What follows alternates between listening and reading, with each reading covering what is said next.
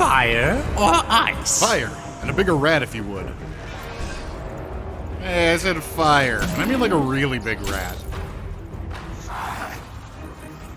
Yeah, there we go. You need really big rats in RPGs.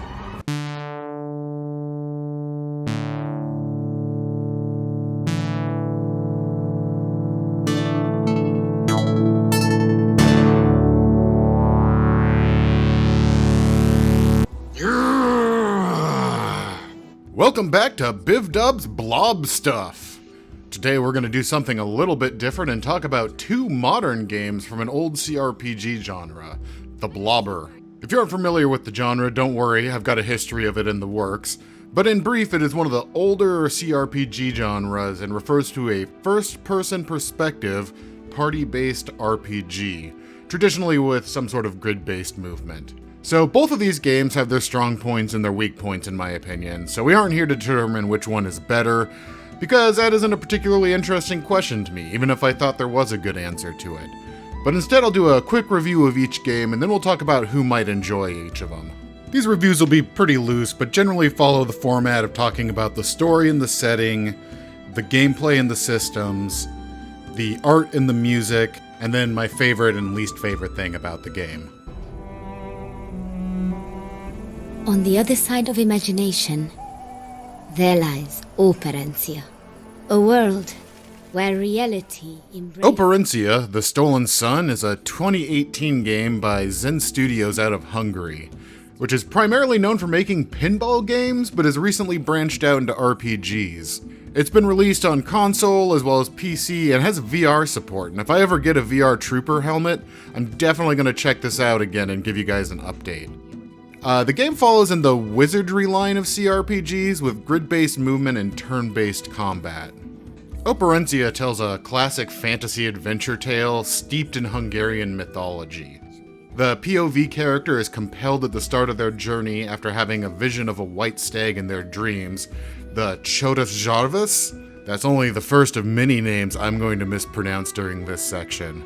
The journey starts in an underwater castle and takes the player up to the heavens via the world tree to the domain of the fire god Hadur, and then back to the depths of the underworld with a supporting cast of thieves, knights, magicians, gods, and devils. Attila the Hun even fights a dragon in it. The story itself is fine. If you're familiar with fantasy tropes, I don't think there's going to be any real surprises you won't figure out, but it's solidly told. The setting, however, is what really hooked me on this game. I love settings that draw heavily off of folklore and history I'm not familiar with, and that's like the entire setting of this game. Like to the point where I think if you Google enough of the names in the game, I'd call it borderline educational. Okay, let's look at an example of what I mean. In the first dialogue with your initial companion Yoshka, the thief of the party, he mentions he ventured into this sunken castle using the Amulet of Zotmund. Well, possessed. The magical amulet of Zotmund. Now, it'd be really easy to assume that that's just a name that they made up, but I decided to look it up just to see if there was anything there, and it turns out Zotmund is the name of a legendary Hungarian soldier who is renowned for a scheme where he allegedly broke the siege of Bratislava in 1052 by diving into the river and drilling holes into the German boats, forcing them to retreat. So it would totally make sense that you would use an amulet named after him to infiltrate an underwater palace. I mean, I can't prove it, but I wouldn't be surprised if Yoshka himself here is named after Yoshka Sobry, a famous 19th century highwayman that seems to have the legacy of like an Old West outlaw. I could give a lot more examples, and I'm sure there's tons of stuff I didn't pick up on too, but that isn't the focus of this video, and if that's the kind of thing that's your jam, I wouldn't deny you diving in yourself. And if it isn't, then you're probably already checked out from the video. The gameplay and progression systems are fine, a little bit basic. Combat is turn-based, where enemies exist on one of 3 planes, and melee abilities are more effective against close enemies, while range attacks hit the back lines harder. Magic is equally effective in all tiers. Your party doesn't have a row system, however, so you'd be advised to bring someone meaty like my boy Maisie here to taunt and soak up them hits. Each hero has 3 talent trees that offer some variety to how they can be played. I played on normal mode because I'm not trying to prove anything, but if you are a hard school old core champ, you can turn off modern luxuries like auto map and auto saves and turn on permadeath. On normal, I never felt overwhelmed by any encounters, but I did party wipe a few times when encountering enemies that I didn't know the skills of at the time, and on a couple of bosses. The game allows you to respec your party's stats and talent builds whenever, which I appreciated, because it allows me to try out a bunch of different builds for each character without having to replay the entire game. With the amount of skill points you get over the course of the game, I wish there was a little bit more depth to the skill trees, but you can only equip 6 skills, so what they've got works. The system honestly reminds me of like the browser-based RPG dungeon crawlers I used to play on Armor games back in the day. Nothing super innovative in the progression system or the combat, but it gets the job done. There are plenty of environmental puzzles and optional treasures, a couple optional in-game bosses that were pretty fun, and a couple optional secrets that were bothering me, so I had to consult a walkthrough for those, but not for anything that was essential to the progression of the game. Although I did come close in the Copper Forest having to look up a walkthrough, so one of the areas of the game that I felt was kind of a slog. I'd say the puzzles are a little bit on the easier side, with a blend of adventure gamey, find X in this area and take to Y to proceed, and like spatial and pattern recognition type puzzles. My playthrough took about 35 hours getting most of the secrets in the game and fully exploring all the maps, and I clearly enjoyed my time enough to do all the optional content. But if I have a major critique, it's that the pacing in some of the levels bogs down, as doing combat optimally isn't always challenging, but it is always time-consuming, as you use turns in combat to regain energy. I felt a lot of areas in the game would have been served better by removing about like 25% of the combat encounters, as the highlight of the game is really the story and the setting and the puzzle solving in my opinion. The art direction and music for this game are also spectacular in my opinion. The soundtrack is by Hungarian composer Arthur Grosch and incorporates regional folk styles and instruments into an orchestral setting, and I gotta say it's probably one of my favorite soundtracks that I've heard in a while. It's just a top-notch fantasy music that has strong thematic elements, and I'm always here for that.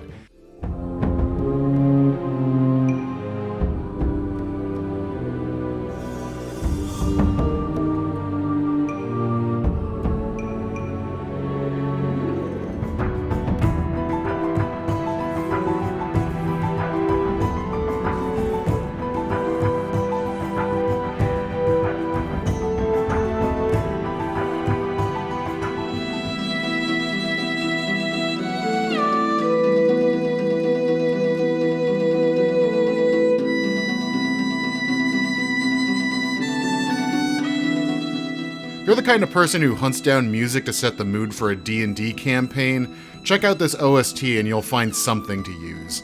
If you pick it up on GOG, go ahead and pony up the extra $5 to get the flax for the OST. The environments in this game are gorgeous. They're completely the reason I'll replay this game if I ever go VR. They have a level of polish and detail that I usually associate with mobile games. In a good way, that is. It's hard to deny that a lot of mobile games look crisp, even if they're garbage. Like, you can tell this studio is used to delivering a high level of visual polish on their games. But great visuals are wasted if the environments aren't interesting, and while there's a few levels that are essentially the woods or a tomb, there's some truly outstanding environments as well, unlike anything I've seen in other games. I love little details like the rain falling sideways on the world tree while you scale it. This actually brings me to one of my other favorite things about this game, which is kind of a weird one, but that it brings natural mouse look to grid-based movement. It's the only grid-based game I've ever played that I wouldn't describe as feeling stiff. I haven't played every modern blobber yet, but I hope as a genre makes a comeback, developers crib this movement system rather than sticking to the classic snapping movements. Least favorite thing? I feel like the combat becomes a real drag in a few levels. They could have explored their combat system more thoroughly in a tactical way, like having enemies that move between rows for different phases, or there's an optional end boss that has an environmental effect that triggers halfway through the encounter to put extra pressure on the players, and I wish they did more things like that throughout the game. And some of the encounters get really samey and grindy, especially within the same zone. Anyways, on to the other game of the hour. Oh Jesus, I hope this doesn't take an hour.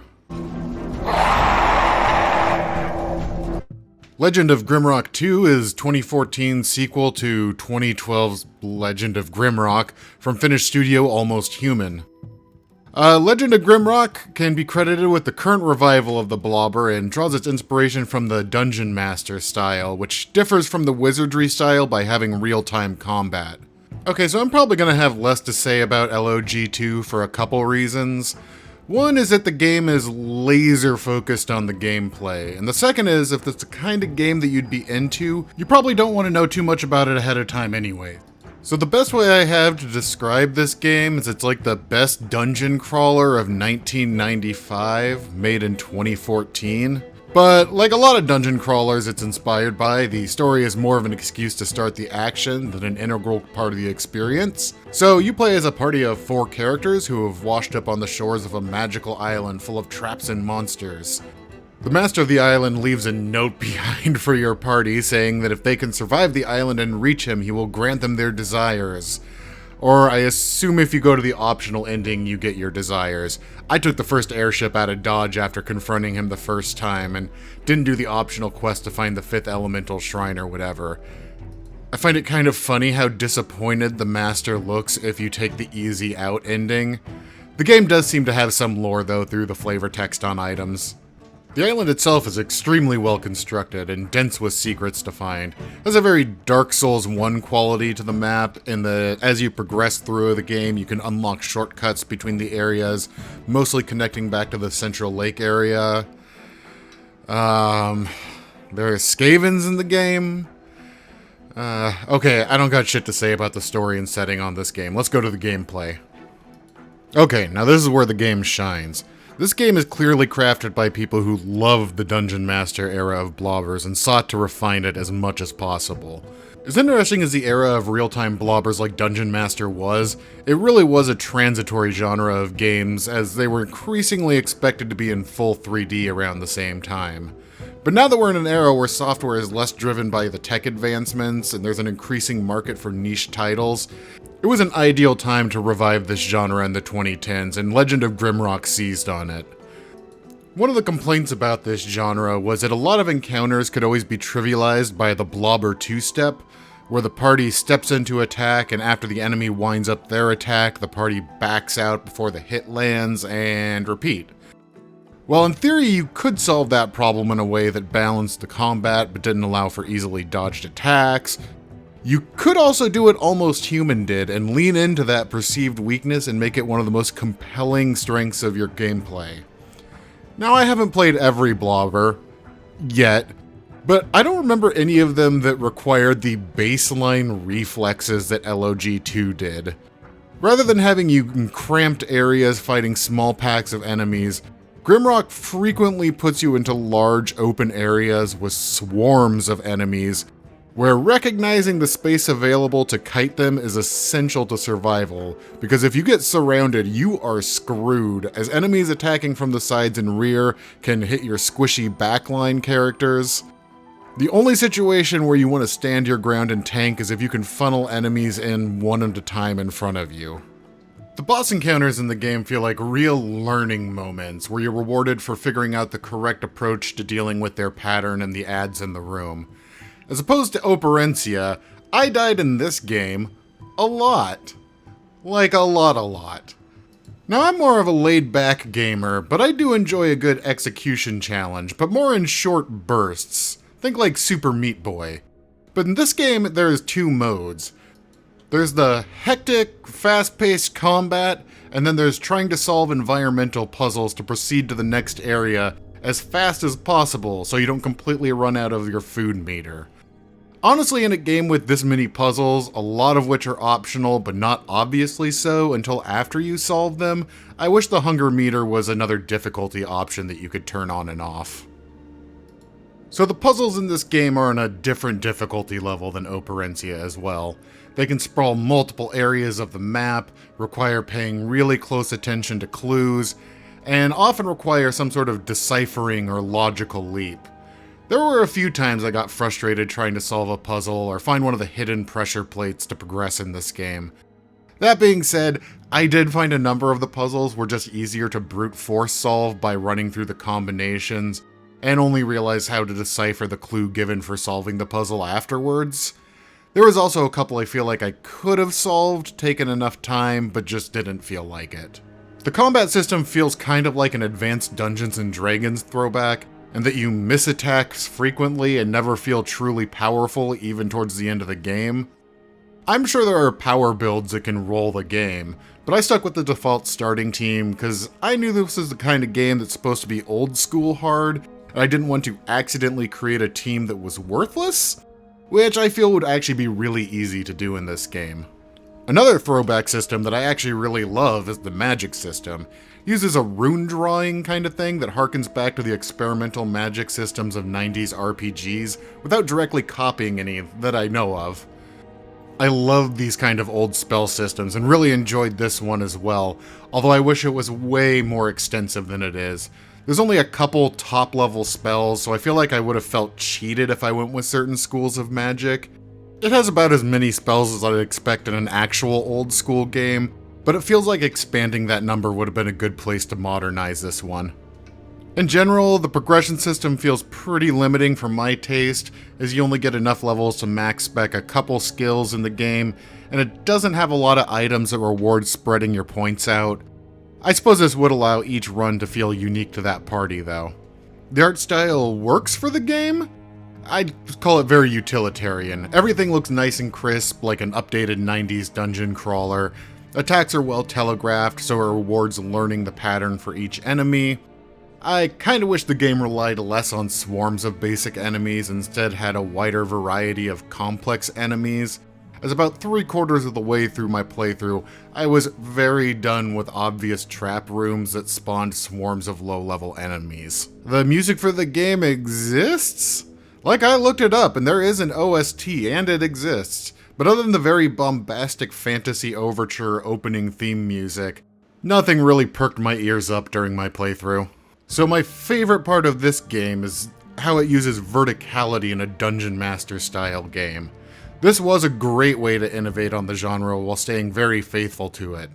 I imagine that this would have been a natural progression if the genre had stayed in vogue and wasn't dealing with technical limitations of the late 80s and early 90s. Adds a lot of additional design space to the puzzles, and unique hazards like having to worry about falling into water while trying to do evasive maneuvers. Oh, I also really like telefragging as an optimal strategy. That's good stuff. And the least favorite part? This UI. Listen, maybe my fine motor skills are just degenerating over here, but I really wish there was a UI scaling option in this game. At least for the character actions, because on my giant monitor, I frequently had difficulty drawing spells correctly because the UI was so small. Oh, and if you make your really hard game kick me back to the starting screen every time I die, I'm just gonna keep save scumming. Alright, and on to the point of the video. So if you just cared about the reviews, feel free to check out now. I'd say both games achieve their goals admirably and have a lot to love. For the right person. I personally preferred Operencia, but I think that LOG2 has more engaging and challenging gameplay, and respect the hell out of the studio for resurrecting the genre and the obvious love that they have for it. And if you'd like more insight into who I think the right person is, I invite you to go on a journey with me. Okay, so why did I talk about these games together beyond being newer games in an old genre? Well, like I said, I personally like Operencia more than LOG2, and originally this video was just going to be on Operencia. Then I suggested the game to a friendo, and they said that if I like this, I have to try Grimrock. And then we proceeded to really dislike the recommendation of the other. But hey, I was already at least halfway through Grimrock, and thought it would be interesting to examine why we had such differing opinions, because in a lot of ways we have incredibly similar tastes in games. So there are different ways that you can categorize what motivates a player to enjoy a game. But one that I've known about for quite a while and that I think can be helpful is that of Tammy, Johnny, and Spike. So for those who don't know, Timmy/Tammy, Johnny/Jenny, and Spike are the three profiles used by Wizards of the Coast to understand how Magic the Gathering appeals to and can serve different player bases. They do this by determining what is fun about the game for them. Longtime Magic the Gathering designer Mark Rosewater has talked about these at length and updated his thought in various articles over the years. I'll try and keep this brief, but let's go over each type real quick. First, we're going to want to adapt it to what might attract someone to a single-player game, since these types were made specifically with competitive card game in mind. Also, to clarify, these types are specifically for what attracts a person to the gameplay, which is only one axis that people can be attracted to a game based on. There's also an entire aesthetic angle, which has different player types attached to it. Broadly, Tammies are there just to have fun and are interested in the visceral moment-to-moment gameplay. In this category are the folks who play the game primarily for social reasons, people who get a thrill out of exploring all the possible facets of the game, and those who like unpredictable outcomes. A lot of gamers are some variety of Tammy, and generally they're less concerned with winning than having fun with the experience. I initially wanted to say that they'd be attracted to exploration, but I think that's a little too narrow for a group as broad as Tammies, so I'm going to say that they're attracted to spectacle instead. Johnnies are characterized by approaching the game as a form of self-expression. In terms of Magic the Gathering, they want to win, but they want to win in a particular way that shows how clever they are. They generally shun pre-made builds and want to build around unique combos or themes that they came up with themselves. I think in terms of a single-player experience, that these players would be attracted to games that have deep systems that allow for a wide variety of viable approaches to the game. Finally, Spikes are in it to win it. They play the game to show their mastery of it and are focused on improving their own personal play and care less about how they win than that they win. In a competitive environment, they are likely to be aware of the meta environment and be focused on dominant strategies and how to counter those strategies. In single-player games, I'd say a spike-leaning person is looking to overcome a challenge. There are also, of course, hybrid types, and I'd say most people are engaged by all three of these types to some degree or another. And I'd say that most games are able to engage with the player on the spectacle, depth, and challenge triangle to some level or another. And a lot of games can even let the player decide what level they want to be engaged with in each. So where do my friend and I fall upon this spectrum? Well, I think when it comes to multiplayer games, we're both Johnny Timmy. We used to be more Johnny Spike, but I think as we're getting towards middle age, we're mellowing out a little bit. And I'd say our core type, Johnny, definitely carries over to single-player games too, which is why there's a lot of overlap in the games that we like. We've been both playing a lot of Noita lately. But I think in the single-player realms, our secondary types kind of diverge. I'm definitely more of a Tammy still in my secondary type for single-player games. I'm really attracted to novel experiences and games with a lot of high spectacle value to them, whereas my friend is more likely to play games like Dark Souls, or when he plays a game, he's more likely to play on hard mode and is much more engaged by the challenge of the game. To wrap up this section, I want to reiterate that these types are just referring to the gameplay engagement, which is only one axis of what might attract a player to the game. There are definitely other vectors you can look at, and I'm sure we will in the future. And I'm sure over time I'll refine my thoughts of what I've got here as well. So, you know, as always, assume I'm completely full of shit as we go into our final section.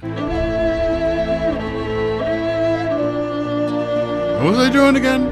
Oh, right, talking about video games. So, back to the games of the day, I suppose. Where do they fall on this triangle of exploration, depth, and challenge? Well, I'd say neither of them are particularly deep, so they're not going to really engage Johnnies that heavily.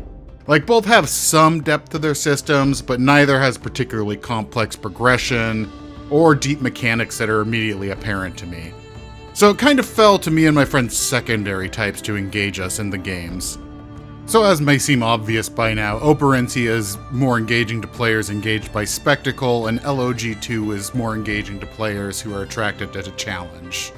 Operencia has a wider variety of environments and enemy types, and a lot of the puzzles reward just kind of diving in and trying to solve them, or they involve exploring the level to find a way forward. LOG2, on the other hand, has a lot less variety to explore, but every area is packed to the brim with puzzles and monsters and secrets. And even if you are just idly exploring after clearing an area, you always have a ticking clock hanging over you in the form of your hunger meter. The puzzles in the game are more likely to be logic-oriented, and some of them will punish you for just trying to feel your way through them.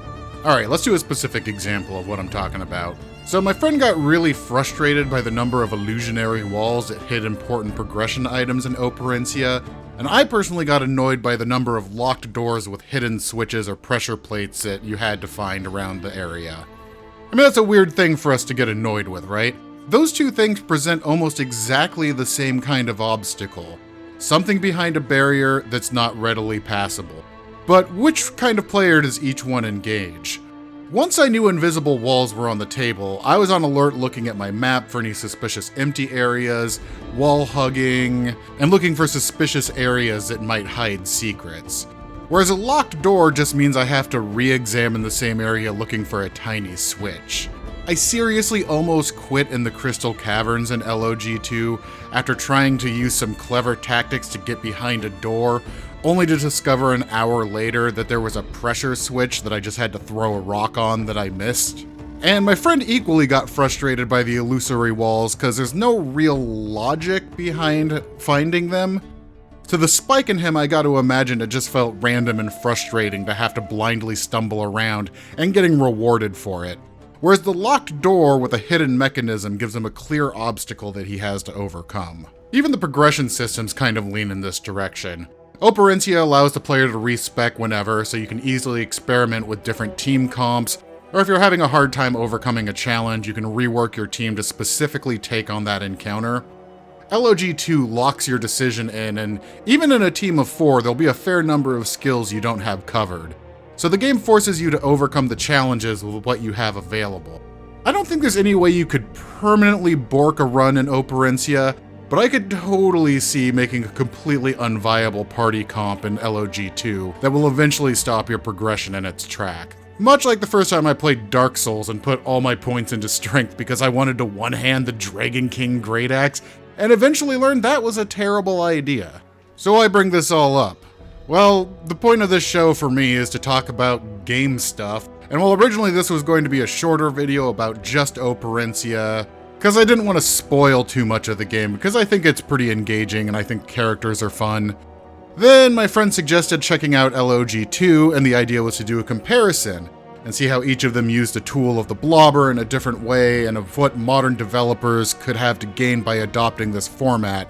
But quickly, the question of why these two similar throwback games connected with me and a guy I've been playing games with since middle school in such opposing ways became much more interesting to me, as it forced me to kind of think more precisely about what exactly was engaging with me about a game, engaging for my friend, and how I could better suggest games to folks in general while taking my own biases into account. And self-discovery makes for good content, right? No? Oh shit. Oh, sorry about the last probably like half this video then. Both games are good, 8 out of 10. Operencia wins on presentation, LOG2 on gameplay. If this were a competition, which it is. Thanks for watching, everybody. This one got a little away from the established format, and if I'm being honest, a little away from me. So I'll be back to form next time with another blobber type game from my youth. Wait, I feel like there was something else. Oh, right! Chickens! Hey, you want to hear about the gritty reboot of Chicken Boo, where he is both a man, a giant chicken, and a gritty noir detective? Then head over to friend of the channel and fellow amateur opinion haver of games, Offbeat On Point Productions, and check out their review of Chicken Police. Or scope out the review of the free adventure game 3 out of 10. See you next time, and until then, please to do the YouTube things.